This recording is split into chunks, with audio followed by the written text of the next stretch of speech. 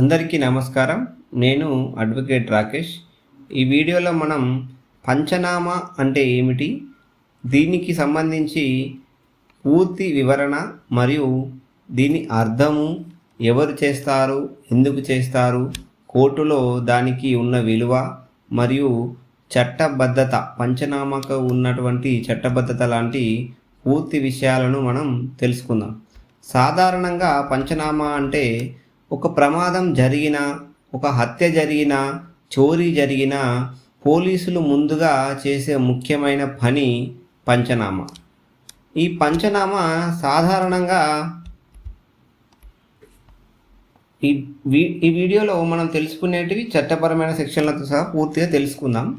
చాలామందికి సాధారణంగా ఈ విషయాలు తెలియవు కాబట్టి మనం ఈ వీడియోలో తెలుసుకునే ప్రయత్నం చేద్దాం.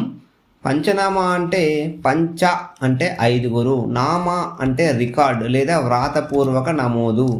సాధారణంగా సంఘటనా స్థలంలో జరిగిన విషయాలను స్వతంత్ర సాక్షుల సమక్షంలో పోలీసులు వ్రాతపూర్వకంగా నమోదు చేసే ప్రక్రియను పంచనామా అని అంటారు.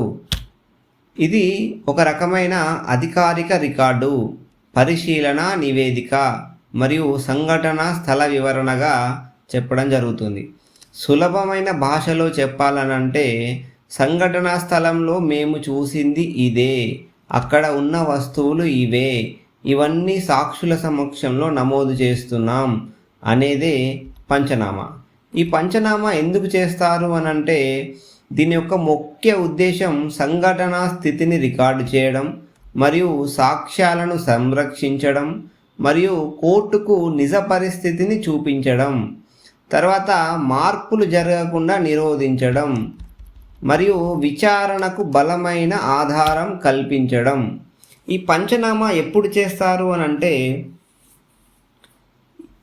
కింది పరిస్థితులు సాధారణంగా పరిస్థితి పంచనామా రకం: హత్య అయినప్పుడు సీన్ పంచనామా, రోడ్డు ప్రమాదాలు జరిగినప్పుడు యాక్సిడెంట్ పంచనామా, చోరీ దొంగతనాలు జరిగినప్పుడు రికవరీ పంచనామా, ఆత్మహత్య లాంటివి జరిగినప్పుడు ఇంక్వెస్ట్ పంచనామా, మృతదేహం దొరికినప్పుడు డెడ్ బాడీ పంచనామా, ఆయుధాలు స్వాధీనం చేసుకున్నప్పుడు సీజర్ పంచనామా.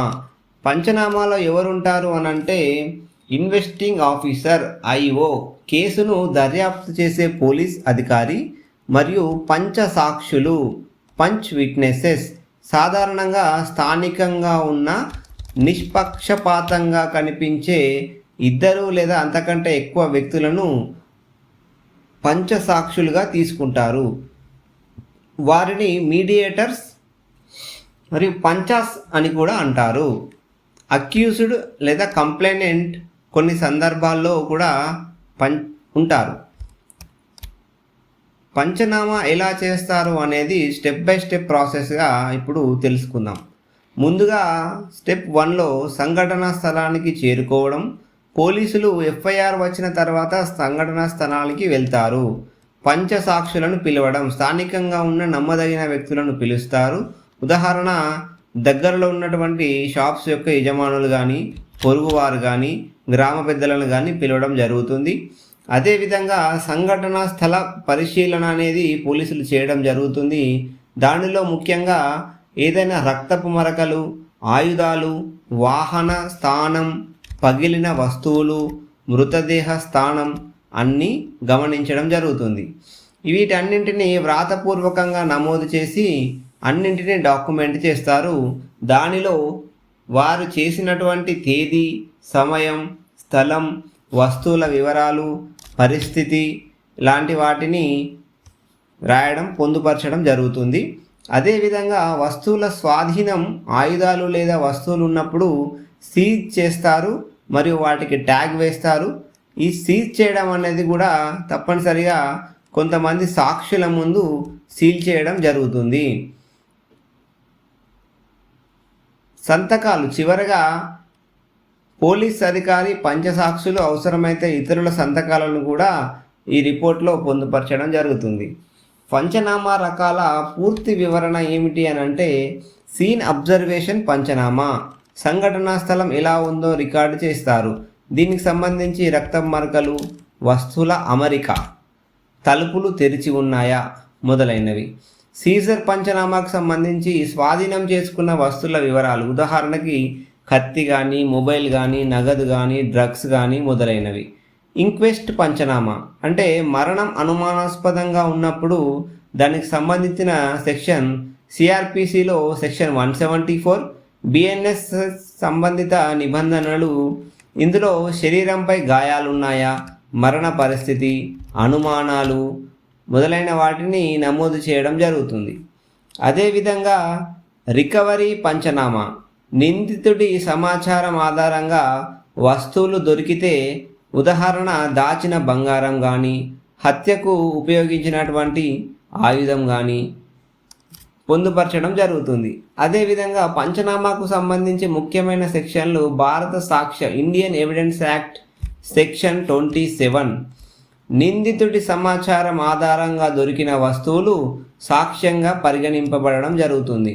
సిఆర్పిసి సెక్షన్ 100 ప్రకారం సోదాలు సెర్చ్ సమయంలో స్వతంత్ర సాక్షుల సమక్షం అనేది అవసరం. సిఆర్పిసి సెక్షన్ 102 పోలీసులకు వస్తువులు స్వాధీనం చేసుకునే అవకాశం ఖచ్చితంగా ఉంటుంది.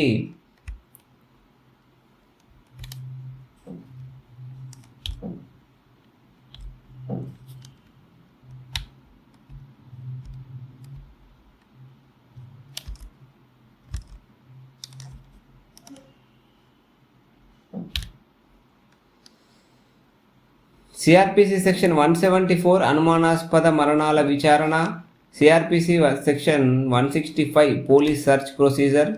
బిఎన్ఎస్ఎస్ వచ్చిన తర్వాత 2024 నుంచి సిఆర్పిసి స్థానంలో బిఎన్ఎస్ఎస్ అమల్లోకి వచ్చింది. అయితే పంచనామా విధానము, సీజ్ ప్రొసీజర్లు, విచారణ ప్రాథమిక సూత్రాలు దాదాపు ముందులాగానే కొనసాగడం జరుగుతుంది. పంచనామా కోర్టులో ఎంత బలంగా ఉంటుంది అని అంటే ఇది చాలా ముఖ్యమైన ప్రశ్న. పంచనామా స్వతంత్ర సాక్ష్యం కాదు, కానీ బలమైన సహాయక సాక్ష్యం. కోర్టు పరిశీలించే అంశాలు సాధారణంగా పంచసాక్షులు నిజంగా ఉన్నారా, ఒత్తిడితో సంతకాలు తీసుకున్నారా, పోలీస్ కథనం అనేది సరైందా కాదా, వస్తువుల స్వాధీనం నిజమేనా. పంచసాక్షులు ఒకవేళ కోర్టులో తిరగబడితే ఇది రెగ్యులర్గా జరిగే ప్రక్రియనే. సాక్షులు మేము చూడలేదు, చదవలేదు, పోలీసులు సంతకం చేయమంటే చేశాము అనే విషయాలు చెప్పడం జరుగుతుంది. దానివల్ల ప్రాసిక్యూషన్ బలహీనపడవచ్చు, కానీ మొత్తం కేసు అనేది కూలిపోవడం జరగదు. కోర్టు ఇతర సాక్ష్యాలను కూడా పరిగణలోకి తీసుకొని పరిశీలించడం జరుగుతుంది. పంచనామాలో ఉండవలసిన ముఖ్య అంశాలు. ఒక సరైన పంచనామాలో తప్పనిసరిగా ఉండవలసిన అంశాలు తేదీ, సమయం, స్థలం, సంఘటన వివరాలు, సీజ్ చేసిన వస్తువులు, సాక్షుల పేర్లు, సంతకాలు, పోలీస్ అధికారి పేరు. అంటే పారదర్శకత ఉండాలి, స్వతంత్ర సాక్షులు ఉండాలి, సరైన విధానం పాటించాలి. గ్రామాల్లో పంచాయతీకి పంచనామాకి తేడా ఏమిటి అని చాలామంది కన్ఫ్యూజ్ అవుతుంటారు. పంచాయత్ పంచనామా గ్రామ పెద్దల పరిష్కారం, పోలీస్ చట్టపరమైన రికార్డు. అనధికారికం గ్రామ పెద్దల పరిష్కారం అనేది అనధికారికం, పోలీస్ చట్టపరమైన రికార్డు అనేది అధికారిక విచారణ ప్రక్రియ. పంచాయత్ అంటే సామాజిక పరిష్కారం, పంచనామా అంటే కోర్టు సాక్ష్యం కోసం సేకరించే ప్రక్రియ. పంచనామా అనేది కేవలం ఒక కాగితం మాత్రమే కాదు, అది సంఘటనా స్థలంలోని నిజ పరిస్థితిని చట్టపరంగా నమోదు చేసే అత్యంత ముఖ్యమైన విచారణ పత్రం. కోర్టులో కేసు బలపడడానికి ఇది కీలక పాత్ర పోషించడం జరుగుతుంది.